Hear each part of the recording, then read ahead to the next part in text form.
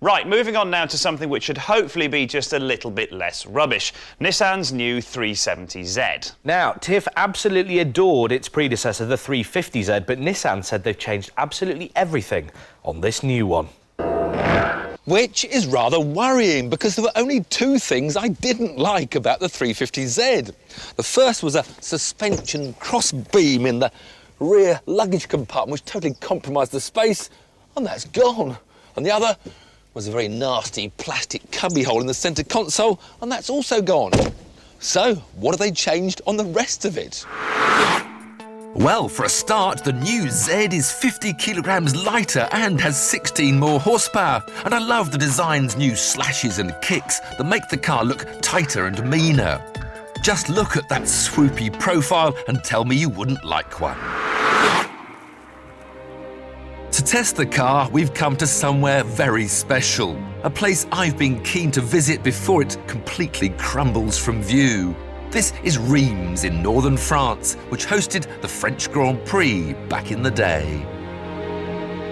And it was right here, back in 1953, that Britain's first ever world champion was involved in the so-called race of the century, when the dashing young Mike Hawthorn went head-to-head with the legendary Juan Manuel Fangio.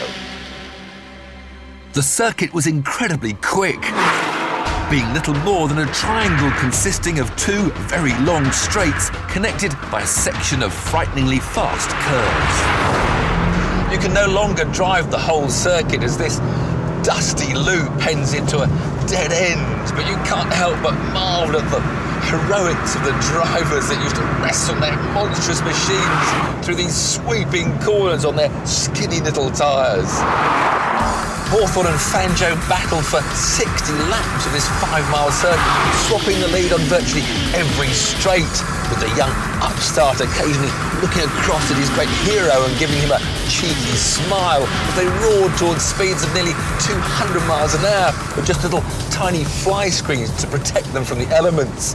Now, we can't head towards that sort of speed, A, because we're on public roads, and B, because this Nissan is now limited to 155 miles an hour. But what I can appreciate is the extra bit of power this new 3.7-litre V6 has. It serves up a healthy 326 brake horsepower, which gets the car to 62 in just 5.4 seconds. But it's the engine's grunt that impresses most. Just tickle the throttle at any speed and you surge forward like a bullet train. Prices start at just under £27,000, which is 10 grand cheaper than a similarly powered BMW Z4 and 17,000 less than the Porsche Cayman S. That sounds like incredible value, provided the car handles. To find out, we have to detour from the circuit and head for some bends. Despite all the improvements, the 370 actually doesn't feel quite as frisky or responsive as the 350 did. But that's not really a bad thing, because there's definitely more overall grip. It's just that the balance seemed to have grown up a bit, become a bit more refined. The nose, though, still points into the corner very nicely when you want it to.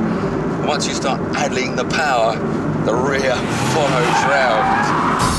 Pay 30 grand for the GT pack version, and as well as things like heated seats and a 6 CD changer, you get synchro rev control. All my life I've heel and toed on down changes to match the engine revs. But now, by just pressing this little button, for the first time ever on a manual gearbox, there's an auto blip. We just brake, go for the gear lever, go straight for second gear, it revs first gear. That's fantastic!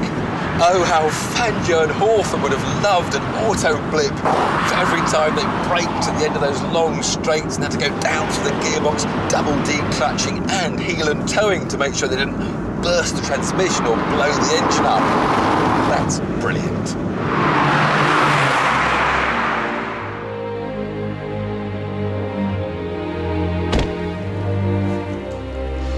So, who won the race? Well, Mike Hawthorn, of course, by just 1 second after 2 hours and 45 minutes of racing.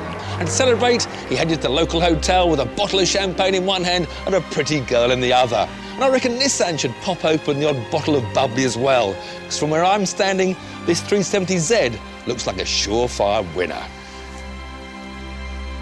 You know that Rev Synchro matchy control thing? Rev Synchro Control, yes, I am aware of it. Whatever it's called. I love it and I want it on my car. That's because you're easily pleased. Though I will admit there is something about those cars that just makes you want to muck about. Right, that's enough of that mucking about.